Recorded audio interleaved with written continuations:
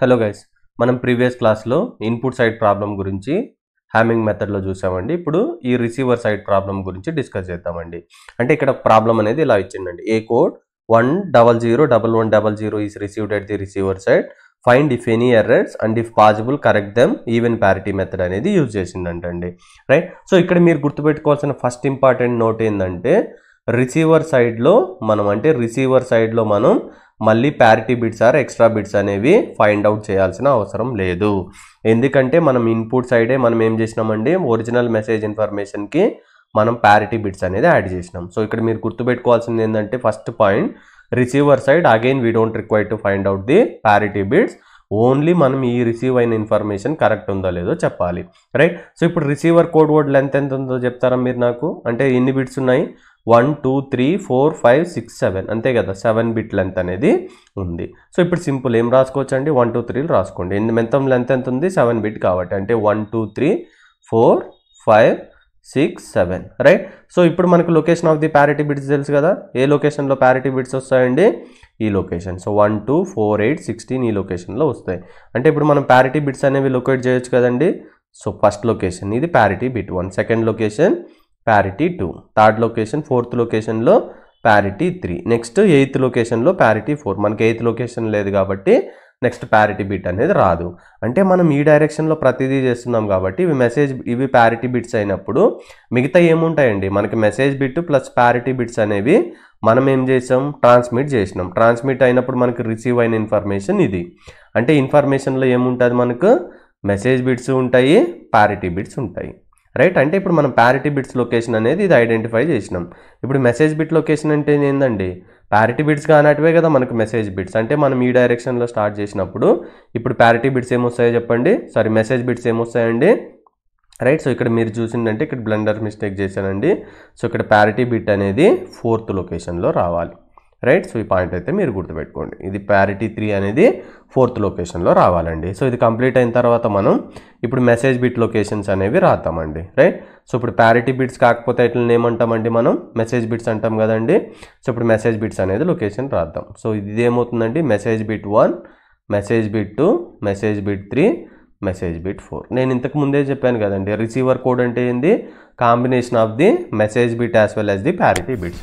అంటే డైరెక్ట్గా మీరు ఇక్కడ ఏం చేయొచ్చు అంటే ఈ కోడ్ని రాస్తే సరిపోతుంది. ఆ కోడ్ ఏమొచ్చిందండి, 1 0 0 1 1 0 0. సో మీరు ఇక్కడ గుర్తుపెట్టుకోవాల్సిన బేసిక్ పాయింట్ ఏంటంటే ట్రాన్స్మిటర్ సైడ్ మనం ఇంతకు ముందు ప్రీవియస్ క్లాస్లో సాల్వ్ చేసినప్పుడు అక్కడ parity bit 1, parity bit 2, parity bit 3 అనేది అన్నౌన్ వాల్యూ, ఈ రిసీవర్ కోడ్లో ఇవి నౌన్ వాల్యూ అనే పాయింట్ మీరు గుర్తుపెట్టుకోవాలి. అంటే ఇప్పుడు మనం ఎర్రర్ ఉందా లేదా ఎలా ఫైండ్ అవుట్ చేస్తామంటే ఈ మళ్ళీ ప్యారిటీ బిట్ వాల్యూ అనేది క్రాస్ వెరిఫై చేస్తాం. అంటే as for even parity or odd parity method use చేసుకొని అప్పుడు ఏమన్నా తేడా కొట్టిందనుకో అప్పుడు ఎర్రర్ ఉందని చెప్తాం. అంటే మనం ఇప్పుడు ఏమైంది ఫైండ్ అవుట్ చేయాలి, P1 P2 P3 అనేది ఫైండ్ అవుట్ చేయాలి. రైట్, సో మీరు ప్రీవియస్ క్లాస్ అర్థమైతే మాత్రమే, అంటే అబ్జర్వ్ చేస్తుంటే మాత్రమే మీకు ఈ క్లాస్ అర్థమవుతుందండి. ఇన్ కేస్ మీరు ఈ క్లాస్ అంటే ప్రీవియస్ క్లాస్ మీరు వాచ్ చేయకపోతే please go through watch that video so that this video will be very easy for you to understand the receiver side problem in the Hamming part. Right, so ఇప్పుడు P1కి ఏంటండి, first లొకేషన్లో ఉంది కాబట్టి 1 bit, next 3 5 7 అని రాసుకుంటాం. అంటే ఒక బిట్ తీసుకుంటాం, ఒక బిట్ వదిలేస్తాం, ఒక బిట్ తీసుకుంటాం, ఒక బిట్ వదిలేస్తాం. నెక్స్ట్ P2 అనేది ఏ లొకేషన్లోంచి ఉందండి, సెకండ్ లొకేషన్ అంటే ఎక్కడి నుంచి స్టార్ట్ చేయాలి, ఇక్కడ నుంచి స్టార్ట్ చేయాలి. ఎట్ ఏ టైం 2 అంటే ఎన్ని బిట్స్ తీసుకోవాలి, 2 బిట్స్ తీసుకోవాలి, 2 బిట్స్ వదిలేయాలి, మళ్ళీ 2 బిట్స్ తీసుకోవాలి, 2 బిట్స్ వదిలేయాలి. అంటే సెకండ్ లొకేషన్లో ఉంది కాబట్టి ఇక్కడ నుంచి స్టార్ట్ చేయి, నంబర్ 2 అనేది ఉంది కాబట్టి ఎట్ ఏ టైం 2 బిట్స్ తీసుకో, అంటే 2 3 తీసుకోవాలి. నెక్స్ట్ దేన్ని స్కిప్ చేయాలండి, నెక్స్ట్ 2 బిట్స్ని స్కిప్ చేయాలి, నెక్స్ట్ 6 7 రాసుకోవాలి. రైట్, సో నెక్స్ట్ P3 ఉంది కదండి, P3 అనేది ప్యారిటీ బిట్ ఏ లొకేషన్లో ఉంది, ఫోర్త్ లొకేషన్లో ఉంది. అంటే ఎక్కడి నుంచి స్టార్ట్ చేయాలి, ఫోర్త్ లొకేషన్ నుంచి స్టార్ట్ చేయాలి. 4 ఉంది కాబట్టి ఎట్ ఏ టైం ఎన్ని బిట్స్ తీసుకోవాలి, 4 బిట్స్ తీసుకోవాలి. అంటే 4 5 6 7 అనేది తీసుకోవాలి. రైట్, సో నెక్స్ట్ ఏం స్కిప్ చేయాలండి మనం ఇక్కడ 8 9 10 11, మళ్ళీ 12 13 14 15 అవి తీసుకోవాలి. ఇక్కడ లేదు కాబట్టి వదిలేస్తున్నాం. ఇప్పుడు 1 3 5 7 అంటే ఆన్సర్ ఏందండి, అంతే కదా, ఈ లొకేషన్ 1 3 5 7 ఉంది కదా, 1లో ఆన్సర్ ఏముంది, 0. రైట్, సో నెక్స్ట్ 3లో ఆన్సర్ ఏముంది, 1. నెక్స్ట్ 5లో ఆన్సర్ ఏముంది, బైనరీ నంబర్ 0. నెక్స్ట్ 7లో ఏముంది, 1 ఉంది, అంతే కదా. 1 3 5 7 ఈ వాల్యూస్. నెక్స్ట్ P2కి రాయండి 2 3 6 7 ఉంది కదా అంటే 2 3 6లో ఏముందండి 0 7లో ఏముందండి 1 నెక్స్ట్ 4 5 6 7 చూడండి 4 5 6 7 1 0 0 1 సో ఇక్కడ ఆన్సర్ ఏమొచ్చిందండి మనకు యాజ్ పర్ ఈవెన్ ప్యారిటీ అనండి కదా ఇక్కడ ఆన్సర్ ఏమొస్తుందండి ఈవెన్ నెంబరే ఉంది కాబట్టి 0 ఇక్కడ 0 ఇక్కడ 0 అంటే మనం చూడండి ఇంటీజర్ పార్ట్ ఇంతకుముందు ఫస్ట్ ఇనిషియల్ క్లాసెస్లో చెప్పుకున్నట్టుగా ఈ డైరెక్షన్లో రాస్తాం అంటే మనకి ఇక్కడ ఫస్ట్ అవుట్పుట్ ఏమొచ్చింది ఇక్కడ మీరు అబ్జర్వ్ చేసిండ్రంటే ఫస్ట్ అవుట్పుట్ ఏందండి 0 ఈ డైరెక్షన్లో రాయాలి సెకండ్ అవుట్పుట్ ఏందండి 0 థర్డ్ అవుట్పుట్ ఏందండి 0 అంటే 0 0 0 అంటే డెసిమల్ నెంబర్ ఏమొస్తుందండి 0 అంటే మనకు 0th పొజిషన్లో రైట్ సో 0th పొజిషన్లో ఎర్రర్ ఉందని అర్థం సో ఇక్కడ చూడండి మనకి ఎక్కడైనా 0th పొజిషన్ ఉందా లేదు అంటే మీనింగ్ ఏంటంటే ఫైనల్ ఆన్సర్ గాన మనకు 0 వచ్చిందంటే రిసీవ్ అయిన ఇన్ఫర్మేషన్లో ఎలాంటి ఎర్రరు లేదనేది అర్థం రైట్ అంటే ఇప్పుడు 0 కాకుండా సంథింగ్ 1 2 3 రిసీవ్ అయితే ఆ పర్టికులర్ లొకేషన్లో ఎర్రర్ ఉందని అర్థం సో దానికోసమే మనం 0 1 2 3 స్టార్ట్ చేయకుండా 1 నుంచి స్టార్ట్ చేస్తాం ఎందుకు 1 నుంచి స్టార్ట్ చేస్తామంటే 0 అనేది ఎర్రర్ ఫ్రీ కోడ్ కాబట్టి ఈ పాయింట్ మీరు గుర్తుపెట్టుకోవాలి సో ఈ ప్రాబ్లం సాల్వ్ చేద్దామండి సో మొత్తం ఎన్ని బిట్స్ ఉన్నాయి 1 2 3 4 5 6 7 ఉన్నాయి అంటే just 1 2 3 4 5 6 7 right so parity locations ఏందండి తెలుసు కదా right so P1 P2 P3 so remaining locations ఏందండి మెసేజ్ బిట్స్ అంటే ఇది M1 M2 M3 M4 అంతే కదండి సో వాడు కోడ్ ఏమి ఇచ్చిండు 1 0 0 1 000 ఇచ్చిండు రైట్ మనం ఏమేమి ఫైండ్ అవుట్ చేయాలి కరెక్టా ఉందా లేదా తెలుసుకోవడానికి P1 P2 P3 లొకేషన్ ఏందండి 1 3 5 7 సో P2 అంటే సెకండ్ లొకేషన్ నుంచి కాబట్టి అట్ ఏ టైం 2 3 తీసుకోండి 4 5 స్కిప్ నెక్స్ట్ 6 7 రైట్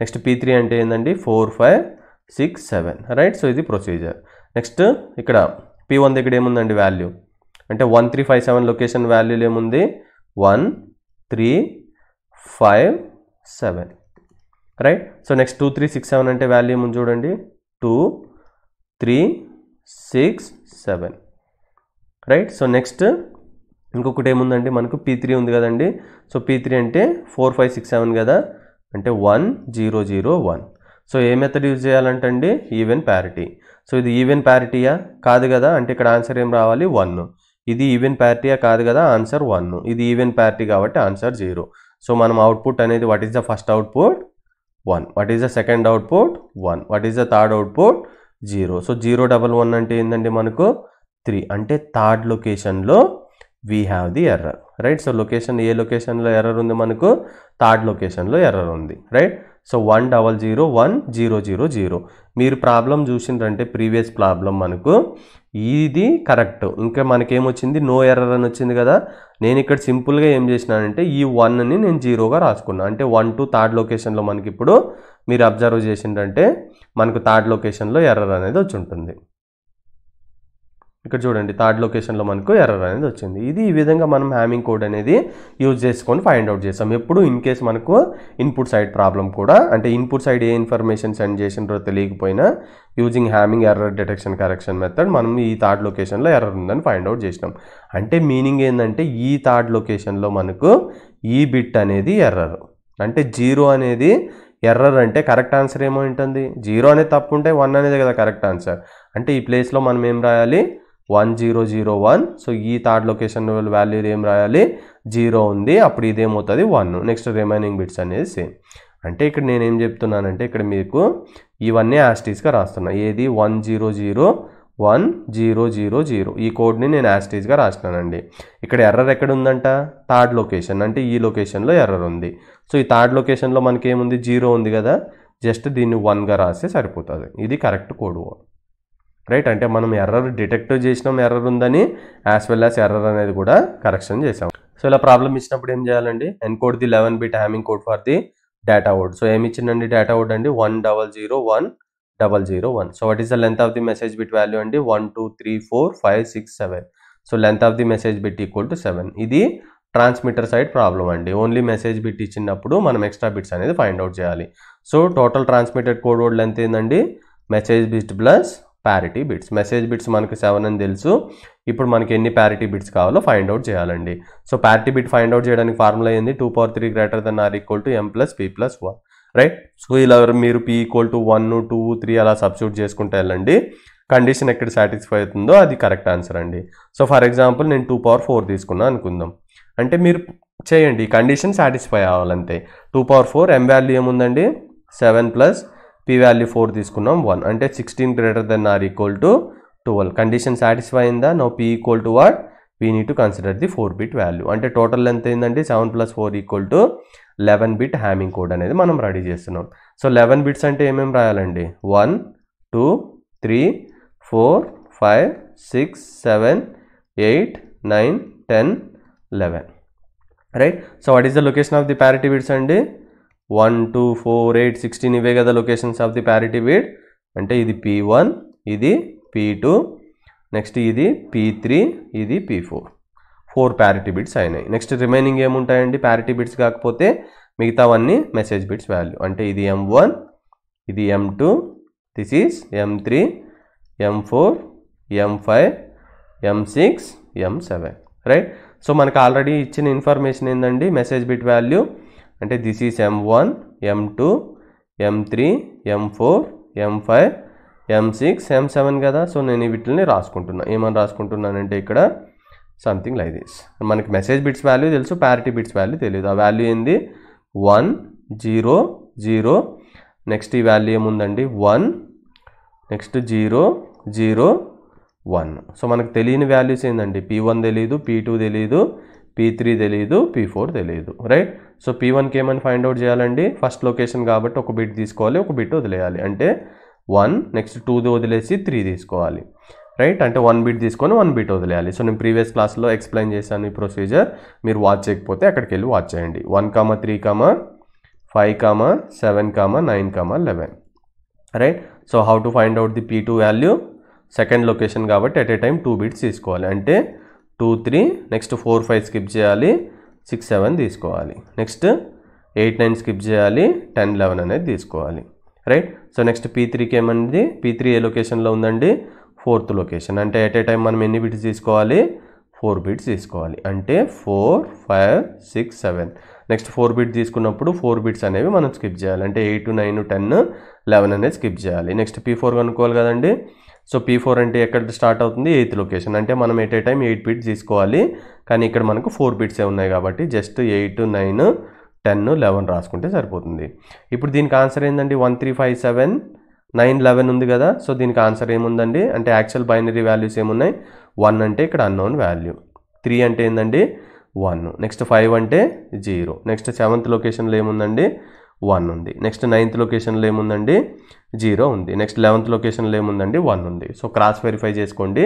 1 3 5 7 9 11. సో 1 3 5 7 9లో 0 ఉంది, నెక్స్ట్ 11లో 1 ఉంది, రైట్. సో నెక్స్ట్ ఇక్కడ చూడండి 2 3 6 7 10 11 కదా. సో 2 3లో ఏముందండి మనకు క్రాస్ 1, నెక్స్ట్ 6 7 కాబట్టి 0 1, నెక్స్ట్ 10 11 కాబట్టి 0 1, రైట్. సో క్రాస్ వెరిఫై చేసుకోండి మీకు డౌట్ ఉంటే. సో 2 3 క్రాస్ 1 6 7 0 1, మళ్ళీ 10 11 0 1, రైట్. నెక్స్ట్ 4 5 6 7 కాదండి, 4 5 6 7 అంటే ఏందండి క్రాస్ 0 0 1, అంతే కదా, క్రాస్ 0 0 1.